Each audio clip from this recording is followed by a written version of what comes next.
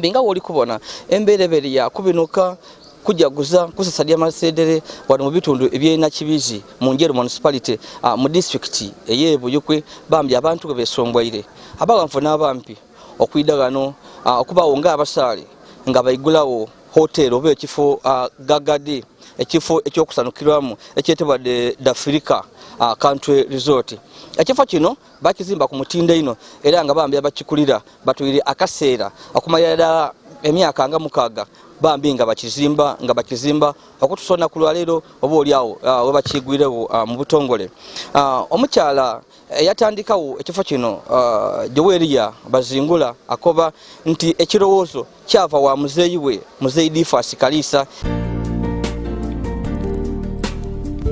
Kalisa yali muntu manifino mu bitundu ebyoyo buyukwe era nga yali naitaka lingi ino era nga edimu kuitaka bambi kubataire country club eno DIFRIKA nga wankobeire nti ekifo kino abakizimba banze emyaka mukaga nga bakitaaku amaani era nga bakizimbye ku mutindo nga baenda abantu batandika okukiyagiramu nga gabambi buli kintu kiriko kubimu ku bintu ebiri ku kifo kino kuli ku bar ababala kuli ku restaurant waliwo camping site abantu naddala aboli awabagalana oba abantu bona abasobola okwida baida bawumira ku wano.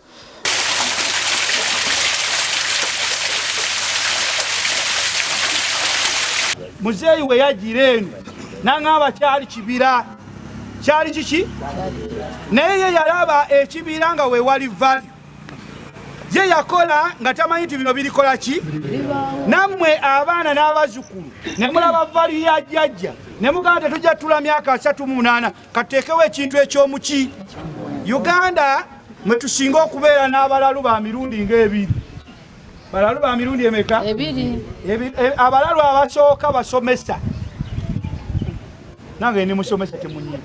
Abalalu abasooka baki? Basomesa. Wano mu Uganda we tulina abantu abakuba ba customer ate nga babaagala mu sente. Mu US tebakuba baana.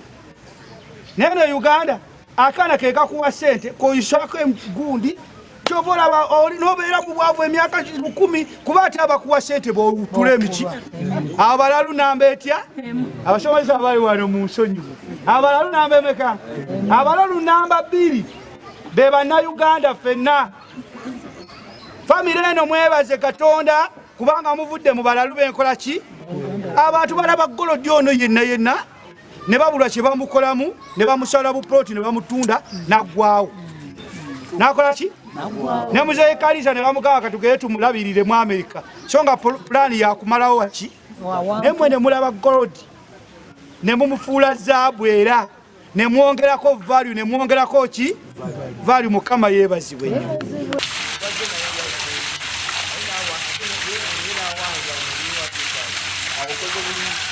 nga wemba kobeire oloni director ow'ekifo kino omukyala Yolisigira bazingula era nga bambi ayine bingi byasobola okutokobera ku DIFRIKA country resort wano bitundu ebyena kibizi wano entinda mami webale kuvaayo nantegekeno webale kuvaayo nantegekeno webale kusiima sebo lwaki wasalawo ettaka okuliteekako ekifo kino country resort ekisookera ddala njagala nnyo ewaffe bagamba nti bw'oba tomanyi gye wava ne gy'olaga oba tokola ki tomanyiiyo ate nga siraba nsonga lwaki nkwata dream gye nandirabye nga ejja kuyamba ekyalo kyaffe okukulaakulana ate ne nkitwala awantu awalala.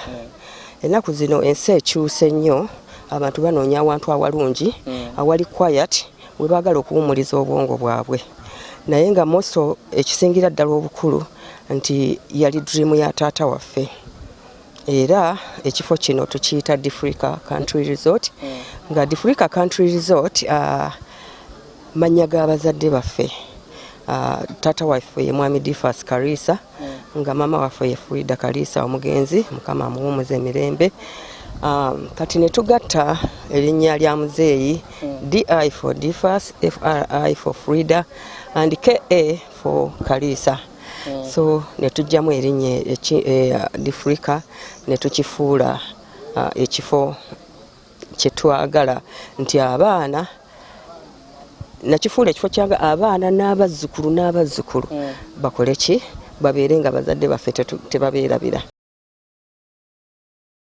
Okay, kiki ekiri mu Africa Country Resort mami tubulireko omuntu yena yandiyagadde okujja wano biki byabasuubira? DIFRIKA Country Resort okusingira ddala wantu walina environment ennungi ddala etaliiko obukyafu bwonna. It's a green environment.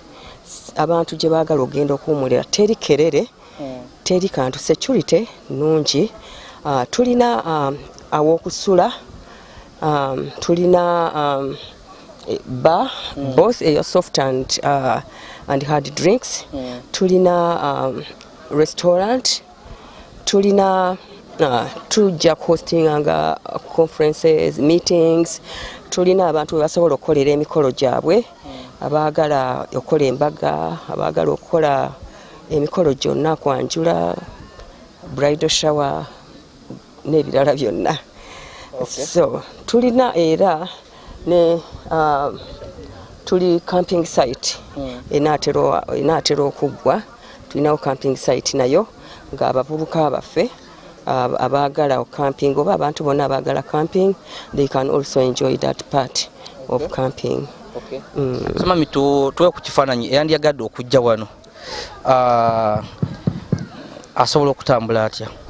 Bw'oba ozze ng'oyagala kujja ku DIFRIKA, number one, bw'oba ova e Kampala oviiramu mu kifo kye bayita Nakibizi, otuuka mu Nakibizi n'okwata ekkubo erigenda Ntinda zone, abalala bayitawo Namwezi.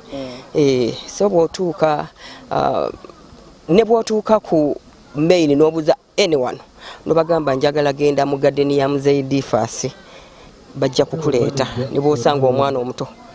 It's 1 kilometer from the main road, 1.5 kilometer from the main road. Okay. Tusubire service enungi wano. Of course.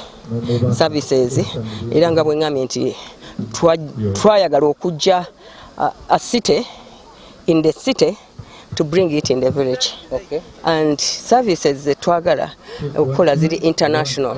Era nga bwe tugambye nti twagala ekifo kino kibeere like 5-star hotels in the world. Tulina website, tuli ku Facebook, tuli ku Twitter, tuli ku YouTube, Instagram byonna, ne ku TikTok. Nga mukozesa ki manya ki? DIFRIKA Country Resort. Okay, DIFRIKA Country Resort. Tuyanziza mami bambi oyo n'omukaire Joweria Bazingula director w'ekifo kino nga tukoberako okukunteeka eri wano. Tujja kuswikawo ndi Yazid Yolisigira bakali kusubscribe, please go ahead and subscribe, like and share our videos. Gawe nkobere embere eri wano yakusanuka kulya kunwa zena kanje ndye ku masala aye temusobera muti ndakutamu okukala akatamiza kuba ninzi Yazid. Assalamu alaikum.